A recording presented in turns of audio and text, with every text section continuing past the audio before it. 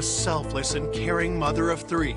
She always thought about other people. She was just a bright light shining. Viciously murdered in her own home.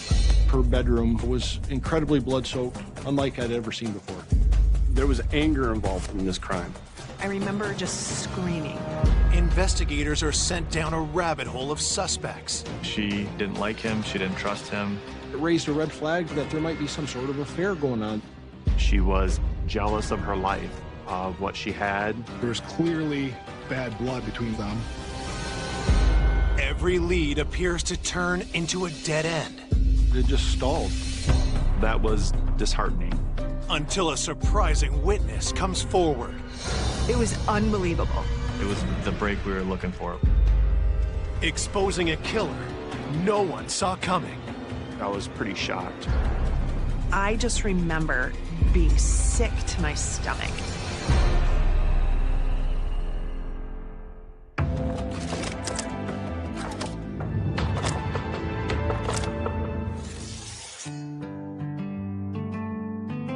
Cortland Township lies in the heart of Michigan. It's fairly rural, nice, pleasant, kind of a good hometown feel. It's one of those areas that everybody gets along, and when you're driving by their house, they're waving at you, and it's just peaceful and quiet. This quaint community is stunned on Saturday, August 5th, 2006, when the Kent County Sheriff's Office receives a 911 call. Emergency. My daughter, we just found her in bed, and she's got a lash on her arm, and she's all bloody.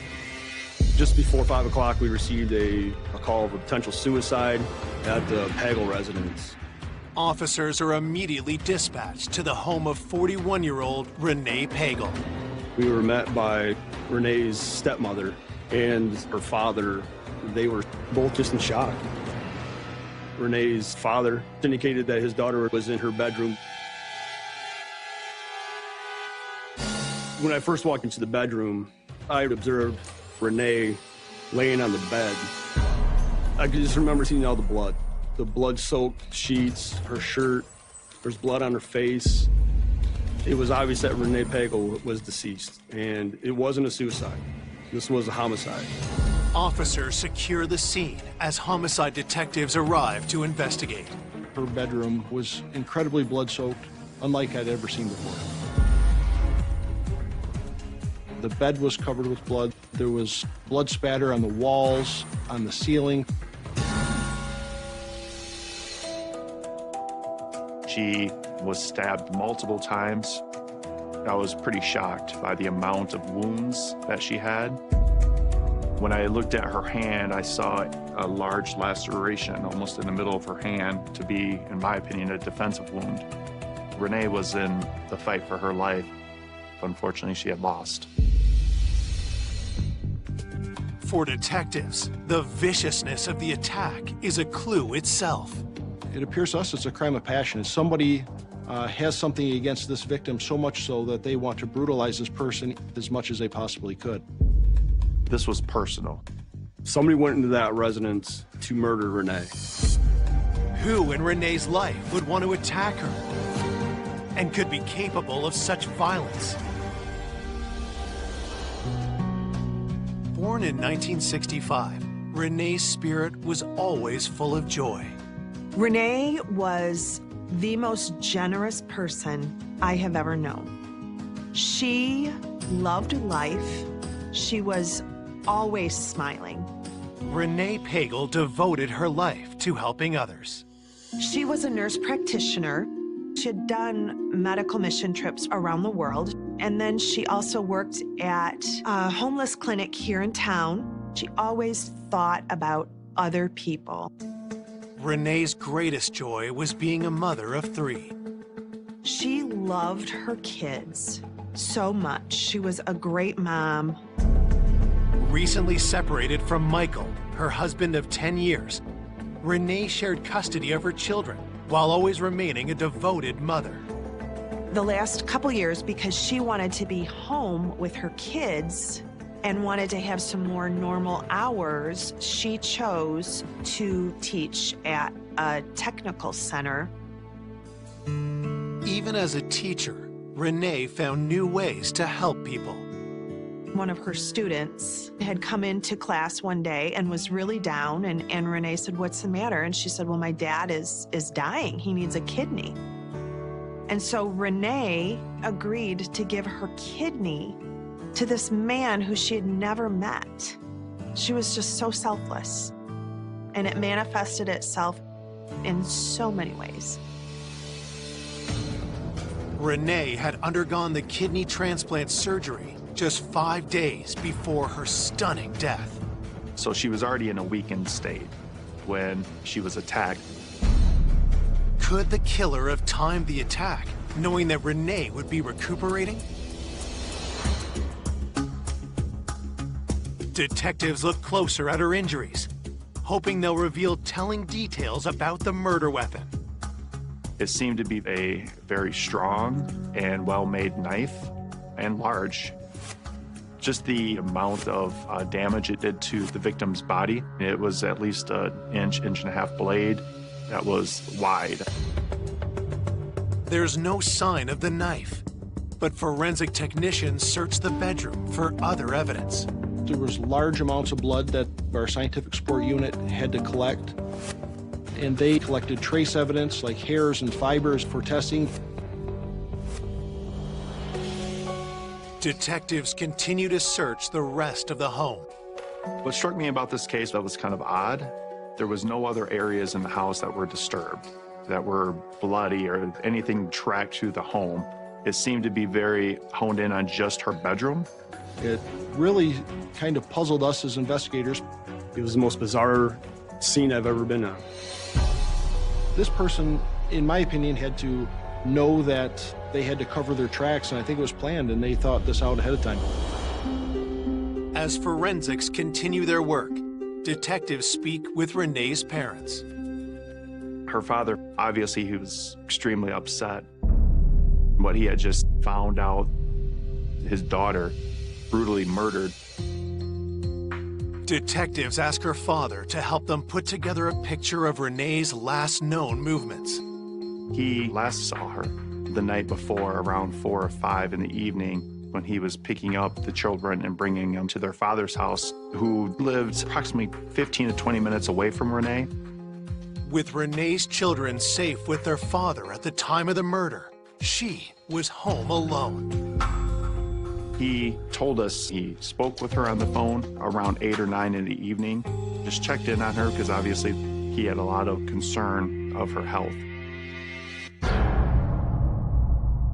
Based on the state of the body, detectives believe Renee was murdered sometime between 11 p.m. and 6 a.m. They ask her parents who Renee might have seen last. Her father talked to me about a tenant, Mike Decker, who was an acquaintance of Renee that has been living on the property for approximately 1.5 years, 2 years. Also, he did speak about a contentious divorce with her husband, Michael, that she was going through. Mike wanted full custody. Mike wanted the home. Mike wanted to not work and have Renee work and be the provider. So that obviously piqued my interest. Could either of these men have possibly wanted Renee dead? Detectives know they have to hit the ground running right away. We have to find out who all these people are and go and start to question them to try to find out where they were on the night of the murder.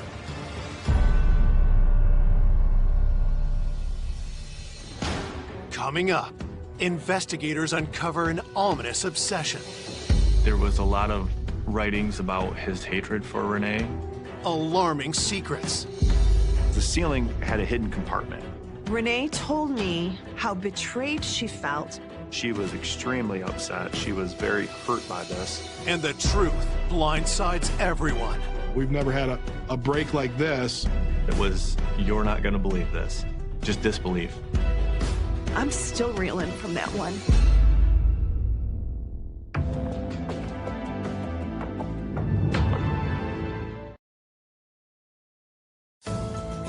Detectives in a small Michigan town are investigating the vicious murder of 41-year-old mother of 3, Renee Pagel. Police are looking into two possible suspects, her tenant and her estranged husband. They first turn their attention to Renee's ex, Michael Pagel. In the beginning, they seemed like your average all-American couple. She did tell me that she did love him. She wanted marriage in a family, and he was the opportunity. She looked at him, I think the words were the knight in shining armor. And speaking to friends of the family, they described Michael as a fantastic dad, that he was always about his children. Nobody said anything bad about him. Married life seemed like a dream come true until cracks started to appear. When I interviewed numerous people, I was told that Mike didn't want a full-time job. Mike wanted to be at home with the kids and let Renee do everything and support him. They were just having a lot of issues back and forth with one another. In early 2005, Mike abruptly surprised Renee with divorce papers. She was very shocked and just sickened to the core. There had been some turmoil in the past between them, but in her mind, things were actually getting better. They were kind of turning around, so she was blindsided by it. She said to me, he expected, I mean expected, the house, the kids, and $2,000 a month. In June 2006, just 7 weeks before she was murdered, Renee and Michael had their day in divorce court. When the judge ruled in her favor and said that she got the kids, she got the house, and he was going to have to get a better paying job, something flipped in him. Was Michael so angered by the ruling that he killed Renee in a furious rage? There were a lot of things that put him at the top of our list as a potential suspect that had killed Renee. Detectives go to question Michael. When we arrived at Mike's house, he was not there. His mother said that he should be back shortly.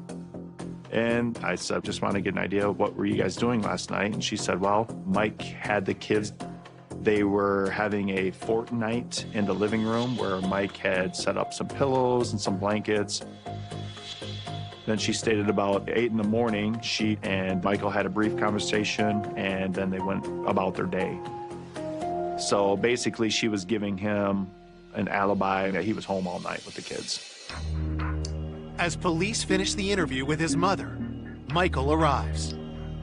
I explained to him that something had happened to Renee, and we would like to speak to you about this. When Michael was told that she had passed away, there was no reaction out of him. And immediately, without me even going any further, Michael reached into his wallet and gave me an attorney card and said, yeah, I've been told not to talk to the police. Here's my attorney. So I thought that was extremely odd that Michael didn't want to dig further into what happened to Renee. After consulting with his divorce attorney, he told investigators he wouldn't answer any questions. Michael's reticence to cooperate is a red flag. And on August 6th, the day after Renee's murder, police arrive at his home with a search warrant. We're looking for any type of knife that may have been used during the murder. We took a lot of knives from the house, but we found no knives that matched the length and the size and the different characteristics of the knife that was used. Police also collect hair samples and fingerprints from Michael. We wanted to get photos of his body to make sure that there was no cuts or anything on him. We wanted to look at clothing to see if there was any blood trace evidence anywhere. All the forensic evidence that we collected, we never found anything that was useful in our investigation. All the knives in his home were examined, and there was nothing to link them to this crime. We had no murder weapon. We had no real evidence. There was nothing. It was clean. So when we left that search warrant, I would say we really came out empty-handed. We didn't have anything to tie this murder to Mike Pagel. Despite his potential motive, Michael Pagel drops off detectives' list of suspects, while news of Renee's violent death quickly spreads across town. Her friend called me and said, "Chris, Renee's dead." It was surreal.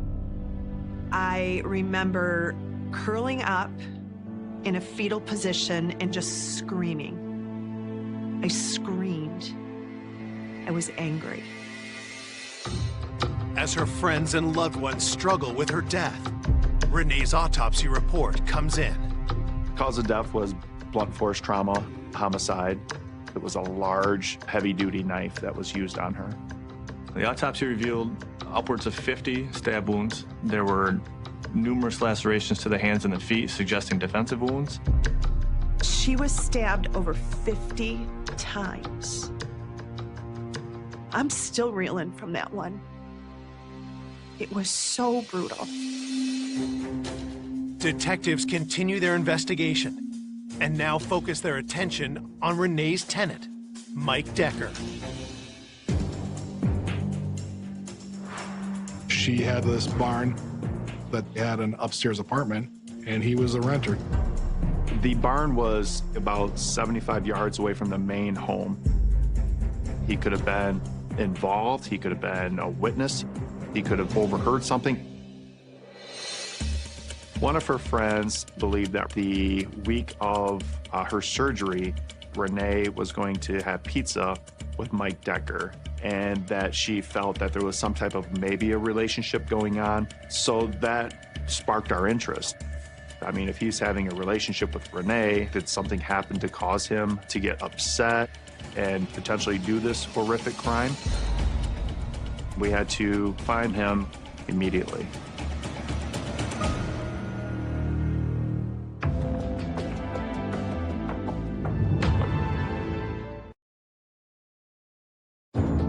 Two days into the investigation of Renee Pagel's murder, detectives have a possible suspect. Her tenant, Mike Decker, who's rumored to be romantically involved with Renee. Detectives interview Mike at his apartment on Renee's property. At first, I kind of thought loner, 30-year-old gentleman, unemployed, living above a barn. I thought that was kind of odd. When we were speaking to Mr. Decker, we asked him if he's having a relationship with Renee, romantic or whatnot. Mike said that the relationship is more of a friendship or a kindness thing, no romantic involvement. He denied having any dinner with Renee over the past week.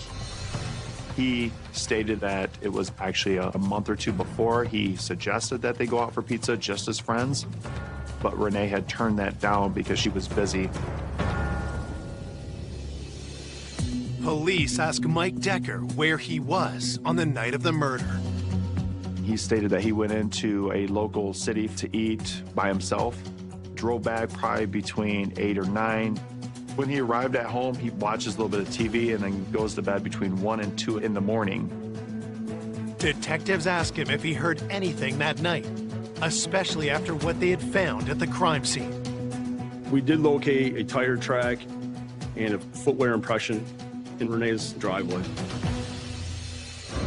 He denied hearing anything from Renee's house.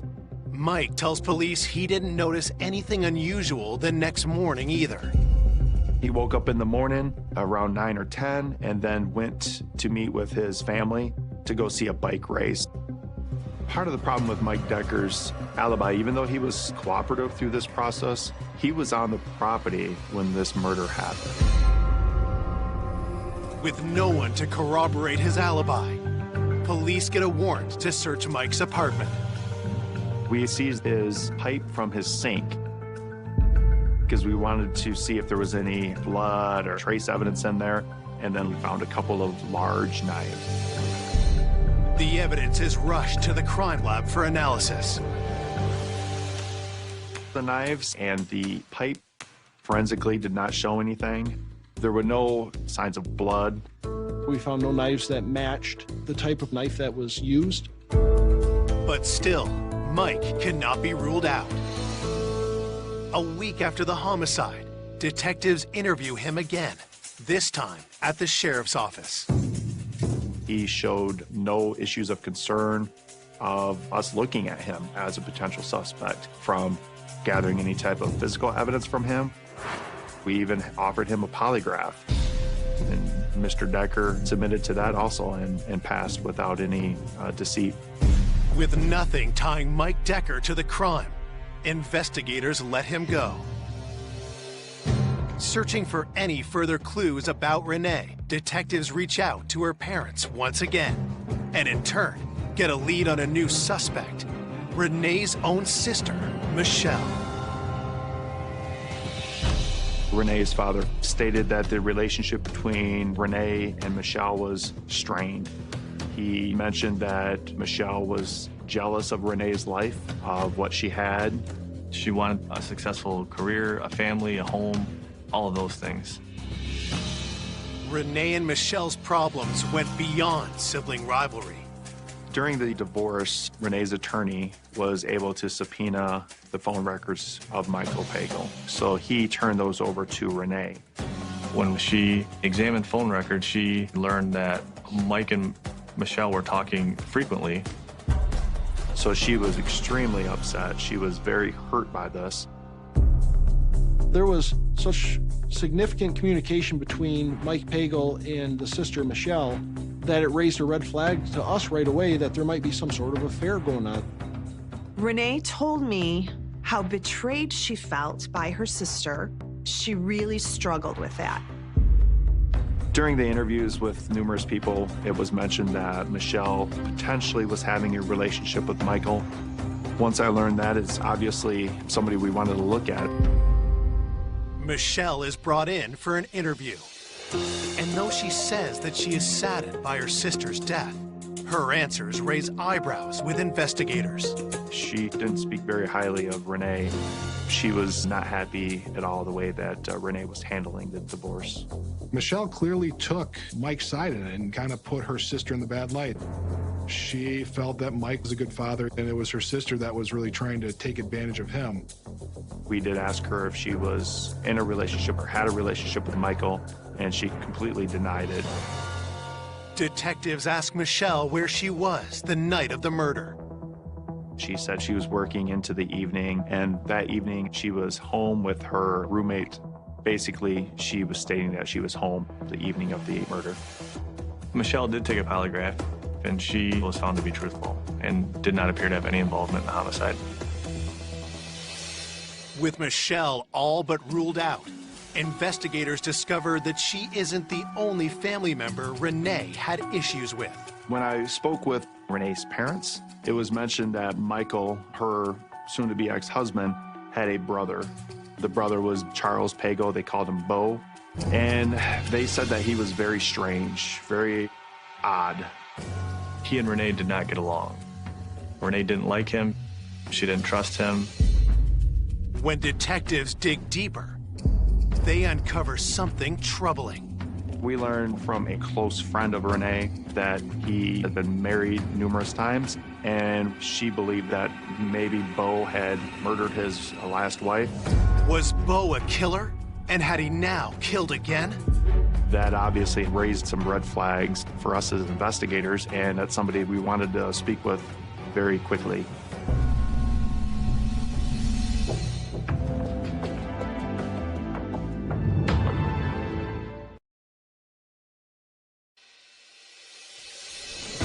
Detectives investigating the vicious stabbing of Renee Pagel are looking at her estranged husband's brother, Bo Pagel. Bo was married 3 times in the past, and one of his ex-wives died under suspicious circumstances. One of Renee's friends gives a statement to police, claiming that she believed Bo may have killed his ex-wife. Obviously, what really sent us his way was the potential murder of his last wife, so that had our attention. Detectives must determine if Bo could actually be a killer. They look deeper into his background. Bo was a loner, lived at home with his mom. We learned that he was on the road trucker, and he traveled all over the country. He would be gone days at a time. Investigators also look closer at Bo and Renee's fractured relationship. There was clearly bad blood between him and Renee, dating back years, going back to the wedding. We found out that Bo refused to be in the wedding. He was going to be the best man. He did not like her. thought she was not good for Mike, and he didn't approve of it whatsoever. He was outspoken to Michael about even marrying Renee. And I think the relationship between Bo and Mike was really more of an estranged relationship for the 10 years that Mike and Renee were married. But after Renee and Michael's separation, everything changed. I do know that once Mike filed for divorce, he and Bo rekindled that relationship and became pretty close. Bo was, I believe, happy that Renee was now out of the picture and he could have his brother back.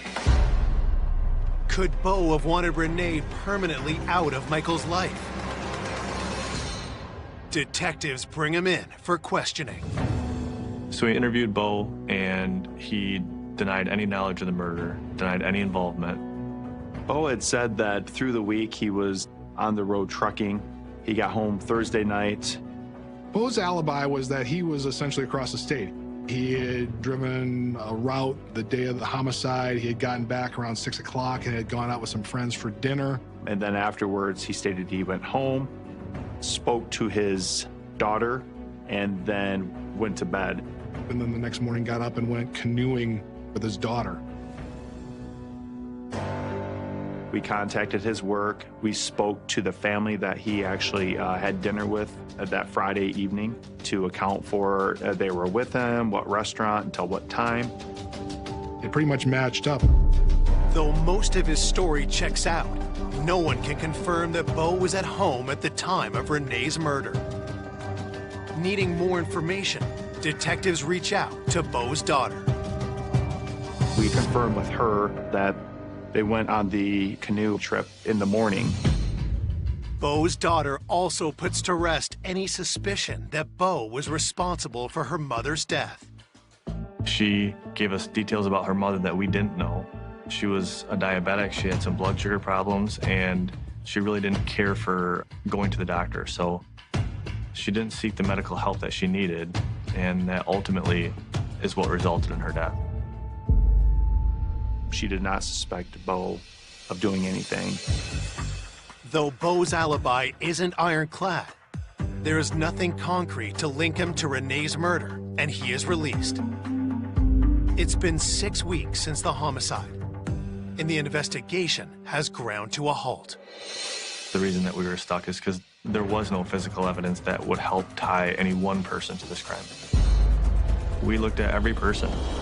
The estranged husband, his brother, Bo, Renee's sister, and Renee's tenant. And there was nothing to link them to this crime. Police continue investigating for many months, but with no fresh leads, the case goes cold. It just stalled. There was a point where I felt that we would never have a conclusion in this case. It was just sad that we couldn't bring closure to Renee and to her family. As the months went by, I was just like, what is going on? Once the months turns into years, that was disheartening. For 13 years, there are no new developments in the case. But through it all, Renee's best friend never gives up hope. We created a website in the year 2007, and it was a really therapeutic way for people to come and grieve and share stories. And that website was very effective in getting the word out about Renee's murder, doing whatever it took to find justice for Renee. In a stunning turn of events, on November 18th, 2019, Chris Crandall receives a surprising message on social media. Mike's brother, Bo, sent me a friend request. And of course, I was very startled. And it was just after that I got a message from Bo. All of a sudden, after all these years, Bo wanted to talk.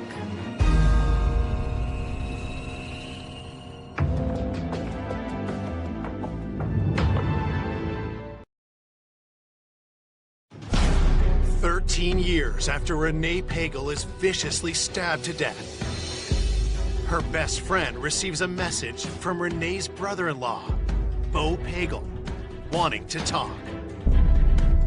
And of course, I called the police and let them know that Bo had contacted me. So we arranged to have the conversation between Chris and Bo recorded. As a former suspect in Renee's murder, was Bo about to confess? He called me clearly wanting to let it be known that Mike was losing it. Bo was afraid that he would be Mike's next victim. And I said to Bo, who do you think Mike's first victim was? And he danced around that and wouldn't answer it. And Bo said, I believe Mike will kill me. And it was then that I was entertaining the idea that Mike was not so innocent.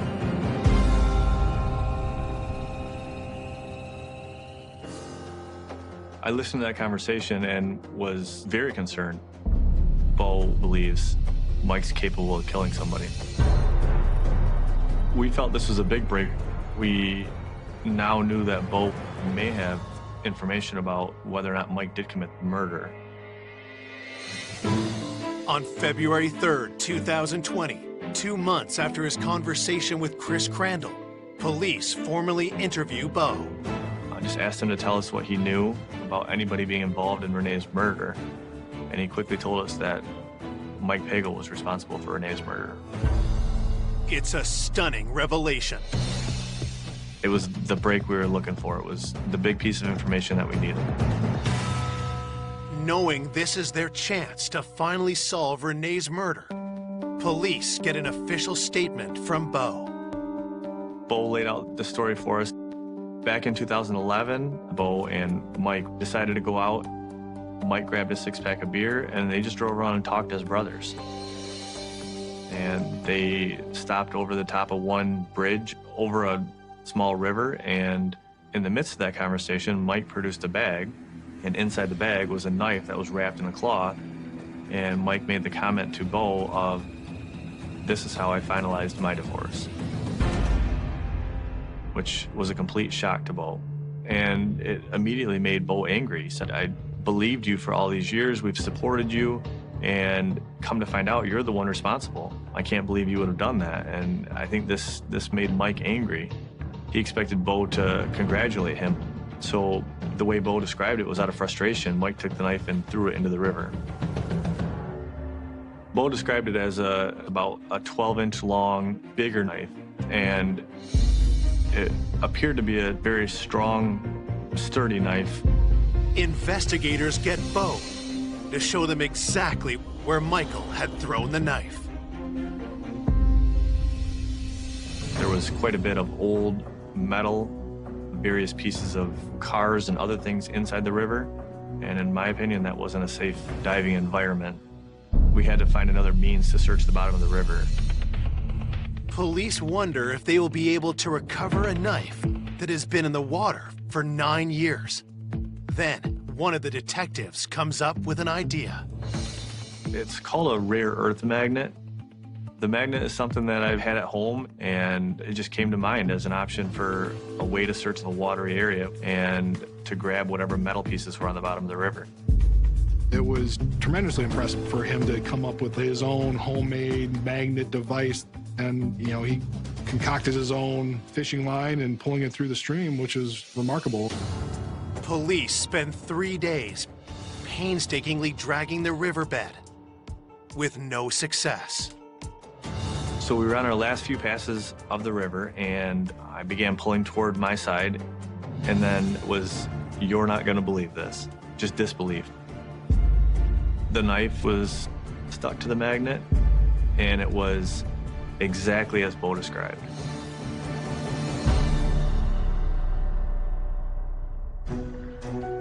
It was late in the day, I want to say 3 or 4 o'clock, and got the phone call. He got the knife. I'm like, no, are you kidding me? He got the knife, no. And this is the magnet and the knife exactly as we found it. It was awesome. It was everything you could hope for when you're investigating a case, to get that piece of evidence that you know you need, that you really weren't sure if it was going to be there, but there it is. Police now need to confirm if the knife found matches the knife used in Renee Pagel's murder. We brought it down to the medical examiner's office. They viewed it and instantly said, absolutely. It's consistent with the injuries that are on Renee's body. We were very confident we had the murder weapon. Unbelievable. We've never had a break like this. We got the needle in the haystack by finding the knife, and now we had a murder weapon that backed up what a witness said. It allowed us to validate Bo's statement that that knife was thrown in that water by Mike Pagel. On February 6th, 2020, 13 years after Renee's death, Michael Pagel is officially charged with her murder. So this case was going to hinge a lot on the testimony of Bo, but it's still circumstantial evidence. And is the jury going to believe him or not? In the midst of that, the defense attorneys asked if we would consider a plea offer. When someone asks for a plea, it usually means that they're willing to tell the truth. And in this case, that was one of the conditions, is we wanted to hear the truth as part of the plea agreement. The prosecution agrees to a plea deal of second-degree murder and a minimum of 25 years in prison. We wanted to get a term of years to make sure he was old enough that he would never harm anyone again. On May 20th, 2020, 55-year-old Michael Pagel agrees to plead guilty to second-degree murder, avoiding a trial by jury. But at his plea hearing, Michael suddenly turns the case on its head. It was unbelievable. And I just remember being sick to my stomach.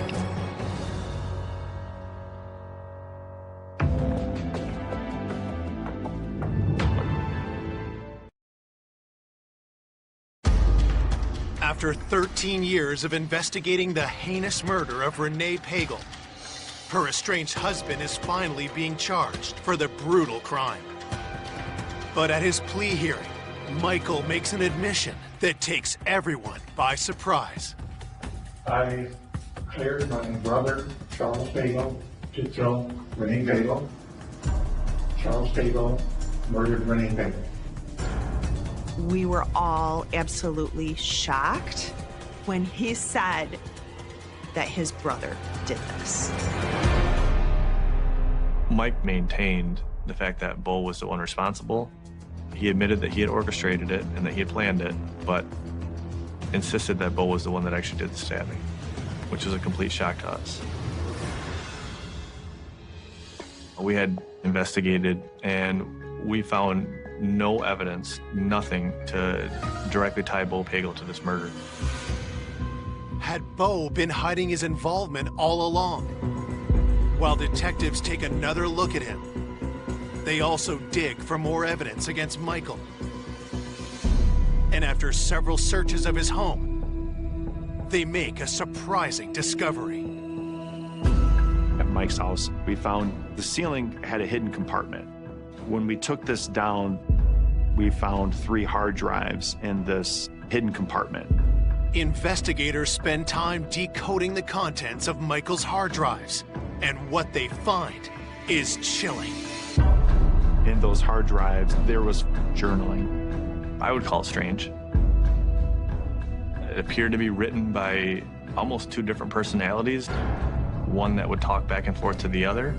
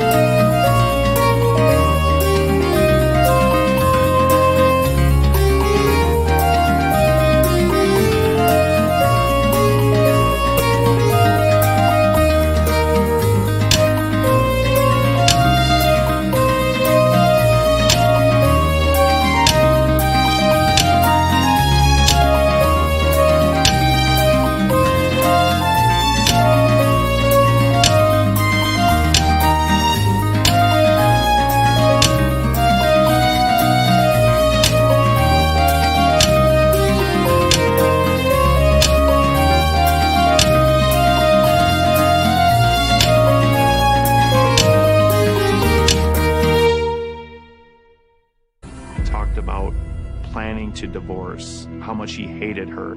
There was a lot of writings about his dislike and his hatred for Renee. Then, weeks later, police tracked down a crucial witness.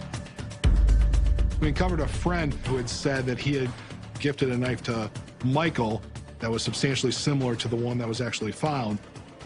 And he admitted that he gave it to Mike as a gift, and it was delivered directly to Mike Pagel. So that helped us put the knife in Mike's hands. So now you have a knife that was found in the river that now a friend is saying had given to Michael and not to Bo. While the evidence is circumstantial, police believe it strengthens their case even further against Michael. There was nothing that could back up Michael's story in terms of physical evidence, any other witnesses, anything else other than his word about it. Whereas Bo at least had stuff to back it up. His alibi backed up, and the physical evidence that he provided backed it up. So there's just absolutely nothing that shows that Bo did this. This was Michael Pagel. This was all him that committed this murder that night. Investigators conclude what likely happened on the night of Renee's murder. When the children were sleeping, he snuck out of his house and he went over to Renee's. It's pretty well known that she donated a kidney. Obviously, she wasn't strong at this point. She was asleep in bed, and he walked in with that knife and brutally stabbed her.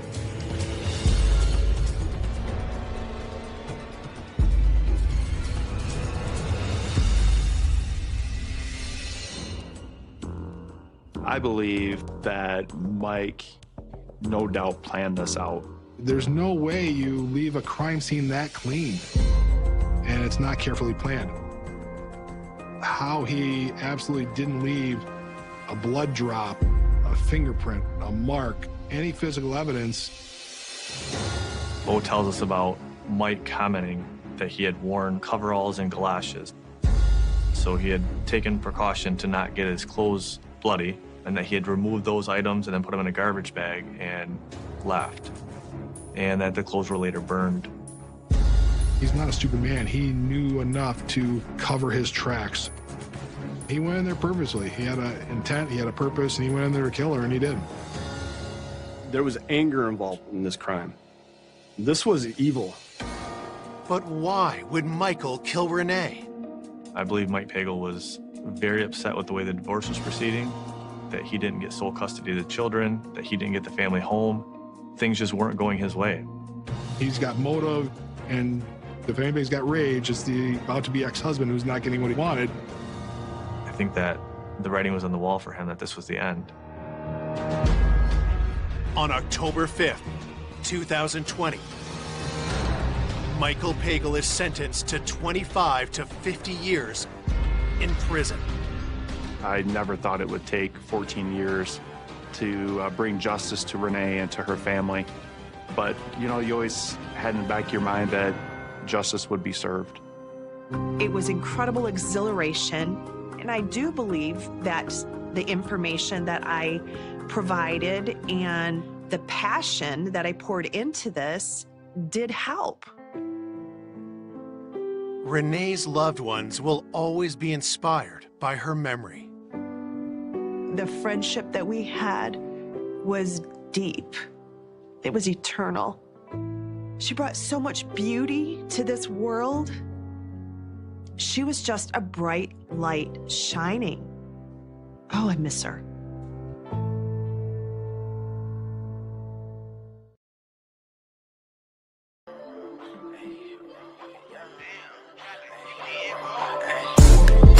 From the 9-1, switch that over, that's the young blonde. I was at the West Coast, now I'm in the East Coast. Saw you when